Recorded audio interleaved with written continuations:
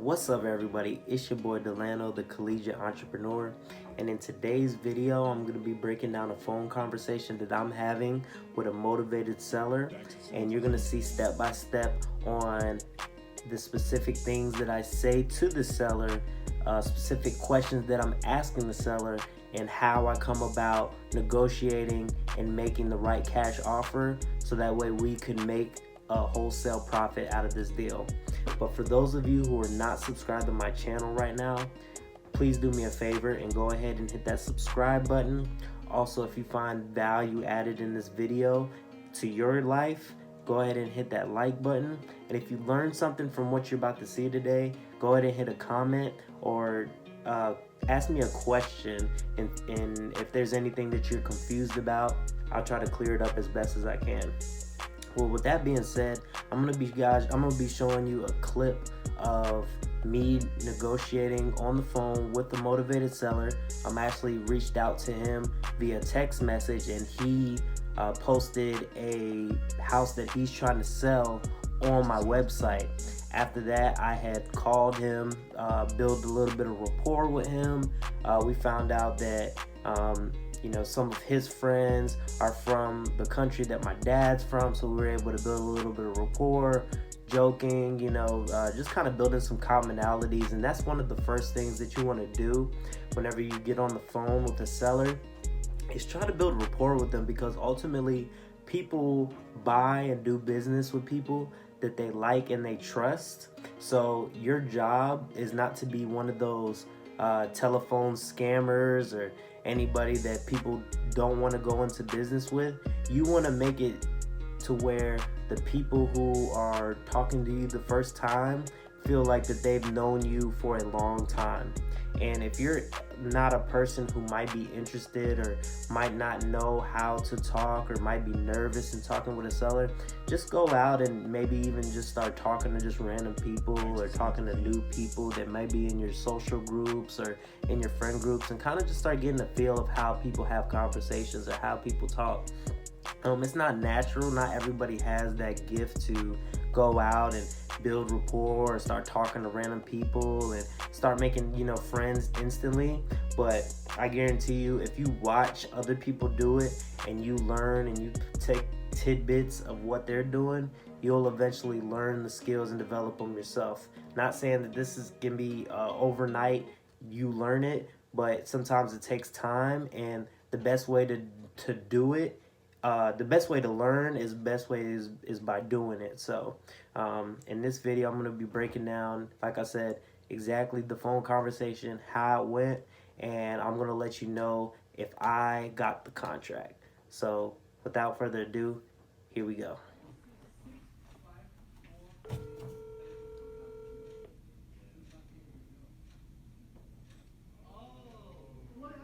Hello?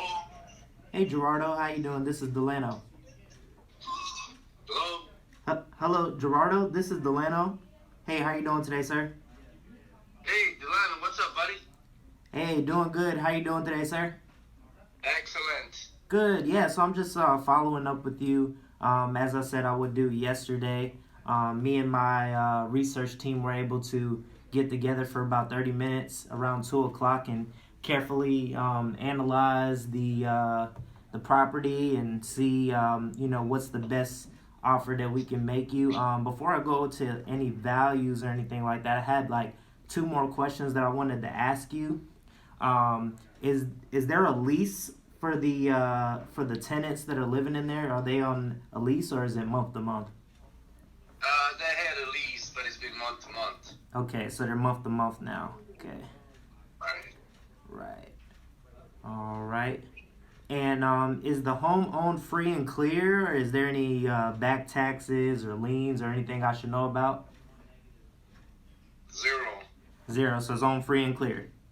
Free and clear, yes. Awesome. Great. Awesome. Yeah, so like I was saying before, me and my research team, we looked at this, and we're analyzing this deal as a long-term rental.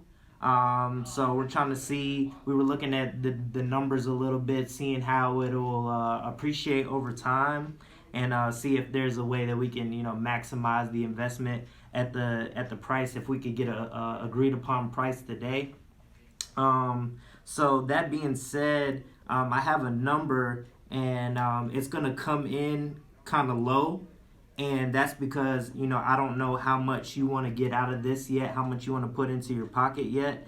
But if there's a number, if the number that I shoot at you is something that you like, hey, we can move forward with it today. If not, we can talk about it and see what we can work out to make it work. And if not, if we can't come to an agreement, that's completely fine, and we can still be friends. Is that fair enough? Of course. Awesome. So, looking at this price, or looking at the home, and we're gonna be coming in with cash. We're gonna be paying all closing costs, all fees, all miscellaneous expenses. This is gonna be a net offer going into your pocket. So you won't have to pay anything. Nothing will come out of your pocket whenever we do close this deal. So we're coming in right at about $55K. 55K? Come on, it's worth 110, 115,000. That's half. That's 50%. If you come up a little bit more than that, Okay. I'll sign you the deed tomorrow. Okay. Yeah, and I definitely respect that. I definitely didn't expect you to take that.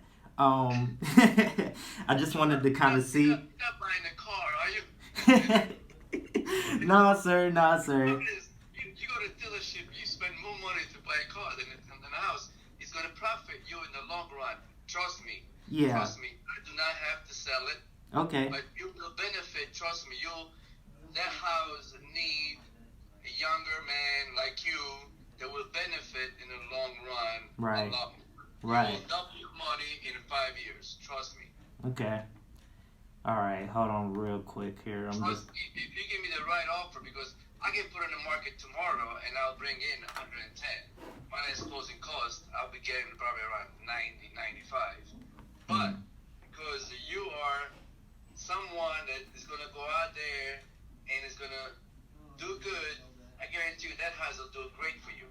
And if you come up more at the right price, I can guarantee you come out a winner. Okay. All right. Hold on real quick. If it was you and my situation, okay? Yeah. Now put yourself in my shoes. Right. Right. I'll be doing this to you. Do the right thing. Right. Yeah. Most definitely. And like I said, I wanted to make sure that it's a number that you like. I don't want you to. No, they got the house in great shape. Trust me. You do not have to touch that house minimum between 10 to 15 years. Okay. Because the AC is brand new. The roof is brand new. Mm-hmm. The walls are painted. The outside is painted. Mm-hmm. The only thing to do is cut the grass. Right. And the biggest thing, I mentioned this to my research team as well about everything that you had told me. And we were looking at everything, and we thought about the kitchen. I know that you had said that the kitchen might needed a little bit of updating. No, it doesn't. It's fine the way it is. Yeah. Which is in great shape. But because people like to have a granite on that instead of formica. You know what I'm saying? Right. So that's the difference. But yeah. They have renters. I can rent right now because those are friends of ours that are renting it. Okay. I can rent it out to any new person in there, starting by $1,000 a month. Mm-hmm. Okay. And that's what they go for, between $950 to $1,000 minimum. Okay. But those are our friends, so we even offer to them to buy the house. They love the house, but they don't have the funds, so okay. They have rented it. Okay. Otherwise, they would have put a heartbeat. Got you. Hold on, real quick. I'm just gonna I'm putting in some numbers here. I'm gonna try to see if I can what's a better offer we could offer you real quick. See if something.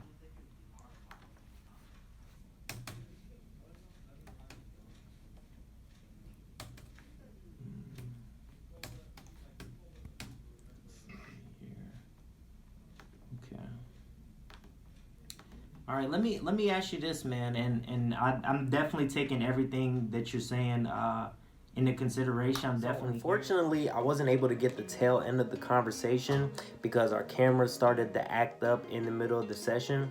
But you can see that the seller was not happy to my lowball offer of $55,000. And in most cases, the seller's not going to be really wanting to take on that lowball offer, obviously because they think they can get more out of the property. In most cases, when you try to throw a lowball offer at a seller, you might end up offending a seller because they think, hey, you know, this property, I put a lot of time, a lot of effort. I might have lived in it at one point. Why are you saying that my house is way lower than what I think it is? And me setting the expectation up front and me building that rapport prior to that actually helped me in this case, because he didn't curse me out. He didn't say, oh, you're not serious. You know, he actually kind of went through it himself and probably had an idea of what he wanted in his head after I threw my lowball offer out. And that's what you have to do in this case. If a seller doesn't give you a number, throw out a lowball offer, but make sure you prepare them for it, because if you just start throwing out lowball offers, they're not going to think you're serious. They're not going to want to do business with you, and they're definitely not going to trust you. So they think you probably just trying to get the lowest price possible and scam them out of their house, which people are definitely protective when it comes to their assets. So once he said no to the $55K, I started just, you know, kind of thinking about it, and I had an idea of the offer price that I wanted in my head, but I, you know, just kind of sat there for a minute and I thought. And it's okay for you guys to take a break, especially when you're talking to a motivated seller. You don't have to answer right away, because it starts to get them to think. They're like, oh, So what I did was, I after he said, oh, no to 55, I'm like,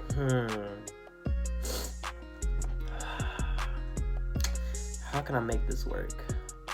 And I started, you know, typing some numbers in on my computer, like, you know, kind of just putting some numbers together. On my end, I'm acting like I'm putting numbers together, and I kind of have an idea of where I need to be. So this is the most important question that you want to ask the seller. And I just learned this actually from a guy on YouTube. His name is Khan. He has a YouTube channel called Wholesale to Millions.